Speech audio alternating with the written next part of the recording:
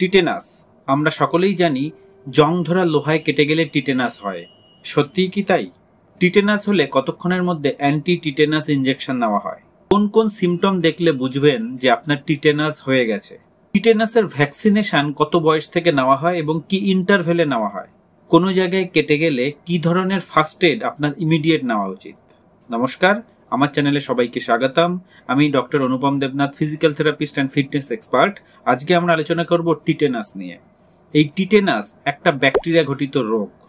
এখনো আমাদের ভারতবর্ষে, বাংলাদেশে, পাকিস্তান ইত্যাদি জায়গায় প্রচুর মানুষ টিটেনাসে মারা যায়। এই টিটেনাস হয় যে ব্যাকটেরিয়াটা, তার নাম হচ্ছে ক্লস্ট্রিডিয়াম টিটেনি।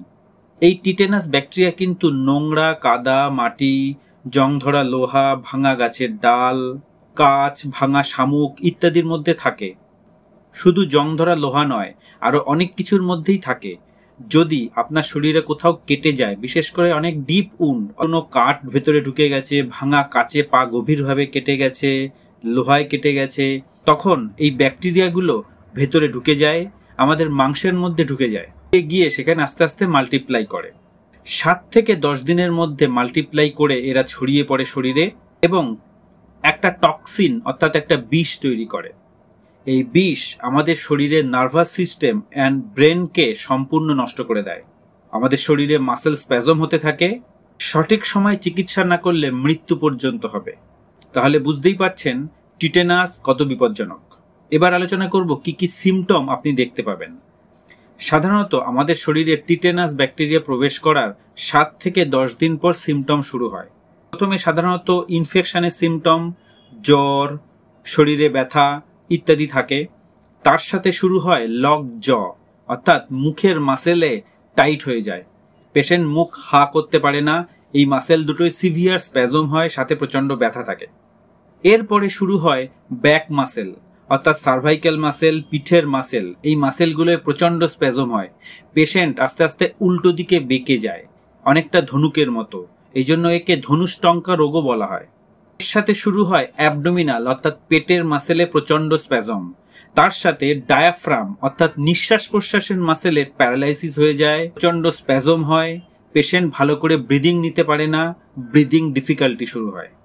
এই সময় দ্রুত ডক্টরের কাছে নিয়ে গিয়ে ট্রিটমেন্ট করা দরকার, না হলে পেশেন্টের মৃত্যু অবধারিত। এবার আলোচনা করব কোনো জায়গায় ডিপ উন্ড হলে আমাদের কি করণীয়।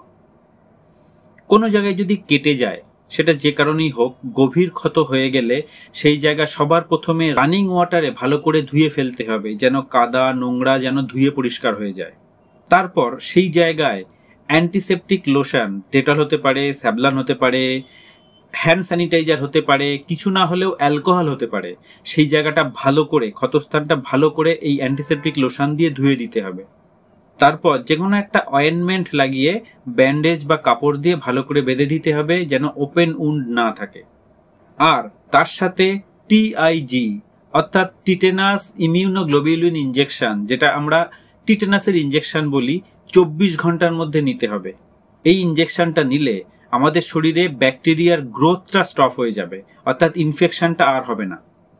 তার সাথে খেয়াল রাখতে হবে 7 থেকে 10 দিনের মধ্যে পেশেন্টের যদি কোনো সিমটম, যেগুলো আগে আমি আলোচনা করলাম, দেখা দেয়, তাহলে ইমিডিয়েটলি কোনো হেলথ সেন্টারে নিয়ে গিয়ে ডক্টরের সাথে কনসাল্ট করতে হবে।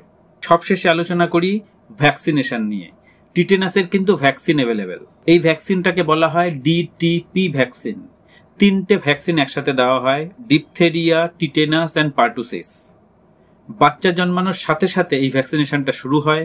তারপর 2 মাস বয়সে আরেকবার ভ্যাকসিনেশন হয়, 4 মাস বয়সে আরেকবার ভ্যাকসিনেশন হয়, 6 মাস বয়সে আবার ভ্যাকসিনেশন হয়, 18 মাস বয়সে আবার ভ্যাকসিনেশন হয়। তারপরে 4 থেকে 6 বছর বয়সে আরেকবার ভ্যাকসিনেশন হয়। এরপরে বুস্টার ডোজ দেওয়া হয়। সাধারণত 11 থেকে 18 বছরের মধ্যে একবার বুস্টার ডোজ হয়, আর প্রতি 10 বছর অন্তর এই বুস্টার ডোজটা রিপিট করা হয়। এই ভ্যাকসিনেশনটা সঠিকভাবে নিলে আমাদের শরীরে টিটেনাস হওয়ার সম্ভাবনা একদম থাকে না।